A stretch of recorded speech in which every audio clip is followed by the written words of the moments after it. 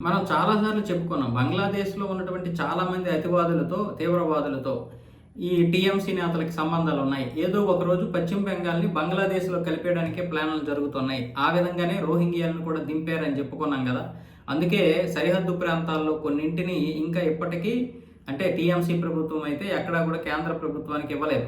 ఆ సరిహద్దులు కేంద్ర ప్రభుత్వానికి ఇచ్చేస్తే ఇక రోహింగ్యాలు రావడం, పోవడం అనేది జరగదు. సో, ఈ నేపథ్యంలో మొత్తం మరొక 5 సంవత్సరాలు గనక పరిపాలిస్తే, అంటే ఈసారి గెలిస్తే మాత్రం ఖచ్చితంగా పశ్చిమ బెంగాల్ అంటే బంగ్లాదేశ్, బంగ్లాదేశ్ అంటే పశ్చిమ బెంగాల్, టీఎంసీ అంటే బంగ్లాదేశ్, బంగ్లాదేశ్ అంటే టీఎంసీ అన్న విధంగా అయిపోయింది.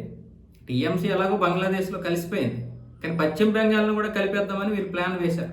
ఆ విషయాలన్నీ బయటకొచ్చాయి మొన్న. ఇప్పుడు ఈ ఎంపీలైనటువంటి రెబల్ ఎంపీ కకోలి ఘోష్ అసలు విషయం చెప్పింది. ఇక్కడ టీఎంసీ మాజీ రాజ్యసభ ఎంపీ అయినటువంటి అహ్మద్ హసన్ ఇమ్రాన్ అనే వ్యక్తికి బంగ్లాదేశ్ అతివాద పార్టీలు అంటే ఎవరు అతివాద పార్టీలు అంటే జమాతే ఇస్లాం.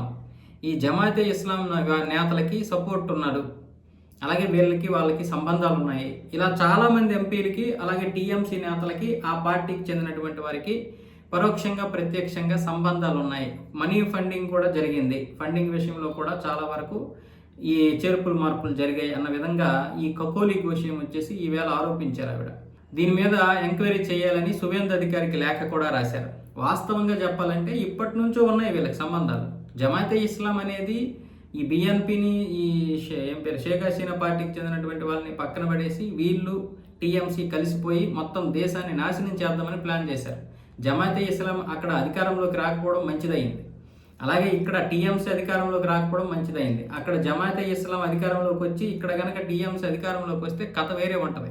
ఒకవేళ జమాతే ఇస్లాం అక్కడ ఓడిపోయినా ఇక్కడ టీఎంసీ కనుక గెలిచినా సరే జమాతే ఇస్లాం ప్రభావం చాలా ఎక్కువగా ఉంటుంది. ఆ విధంగా దేశం నాశనం అయిపోను. ఎంత మనం కాపాడినా సరే రాష్ట్ర ప్రభుత్వం చేతిలోనే ఉంటాయిగా అన్ని హక్కులు. సో ఆ విధంగా చూసుకున్నట్లయితే పశ్చిమ బెంగాల్ని మనం మర్చిపోవాలి మరో 5 సంవత్సరాల్లో. అంత రాక్షస పరిపాలన చేసింది ఆవిడ.